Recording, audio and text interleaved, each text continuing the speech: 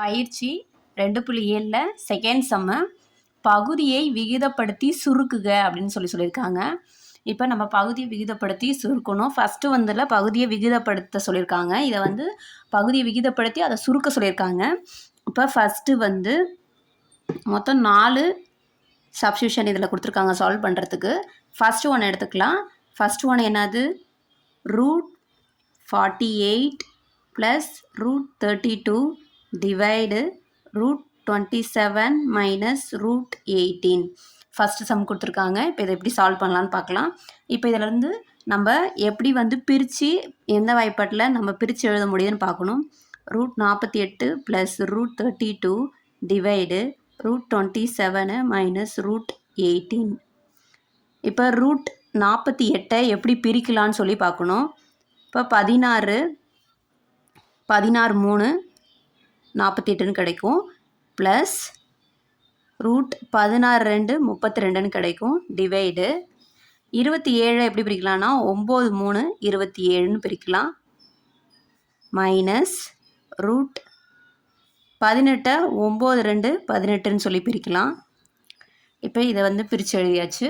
அடுத்தது வந்து இதிலேருந்து எதை வந்து வெளியே எடுக்க முடியுதுன்னு பார்க்கணும். 16 4 பெருக்கும் போது 16ன்னு கிடைக்கும். அப்போ 4 இதிலேருந்து வெளியே எடுக்கலாம். 4√3ன்னு கிடைக்கும்.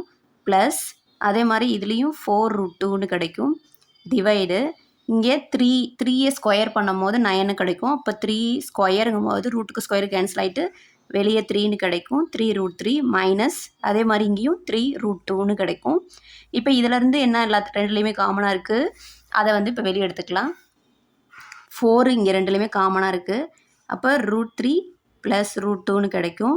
டிவைடு இங்கே இந்த 2 டேர்ம்லேயும் 3 காமனாக இருக்குது. இப்போ √3 மைனஸ் √2ன்னு கிடைக்கும். இப்போ இதில் இருந்து நம்மளுக்கு பகுதியை வந்து விகிதப்படுத்த சொல்லியிருக்காங்க. அதனால் இப்போ என்ன பண்ண போகிறோன்னா, இங்கே √3 மைனஸ் √2 இருக்குல்ல, இங்கே வந்து எந்த சைன் இருக்கோ அதுக்கு ஆப்போசிட் சைனை போட்டு மல்டிபிள் அண்ட் டிவைட் பண்ணணும். இப்போ √3 ப்ளஸ் √2 டிவைடு √3 மைனஸ் √2 இன்ட்டு இதுக்கு ஆப்போசிட் சைடுனா ப்ளஸ் சைனு. அப்போ √3 ப்ளஸ் √2வை மல்டிபிள் அண்ட் டிவைட் பண்ணணும்.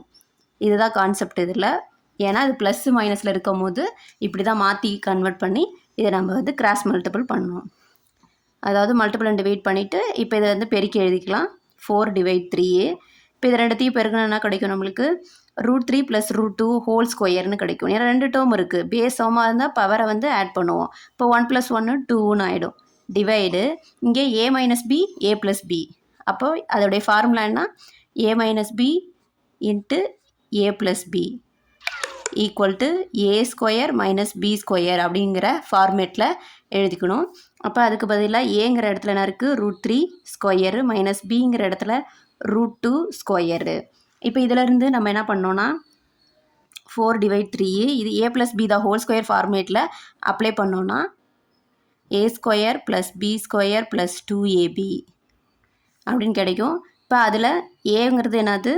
√3 ஸ்கொயர் ப்ளஸ் பிங்கிறது √2 ஸ்கொயரு ப்ளஸ் 2ab அதை எழுதிக்கலாம்.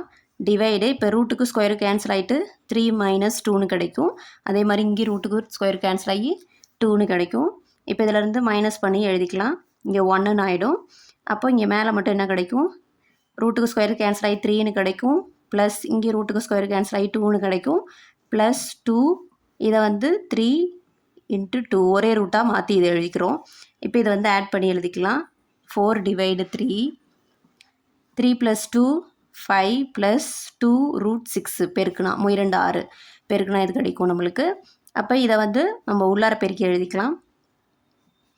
இப்போ 1 4 4 5 4 20 ப்ளஸ்ஸு 4 2 8 √6 டிவைடு 3.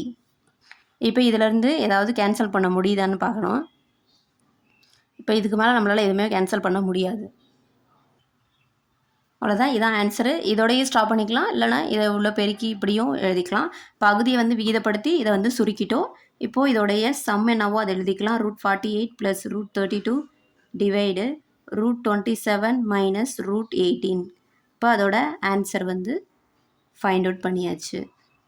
இப்போ செகண்டில் ஃபஸ்ட்டு சப்ஸ்டியூஷன் கம்ப்ளீட் பண்ணியாச்சு.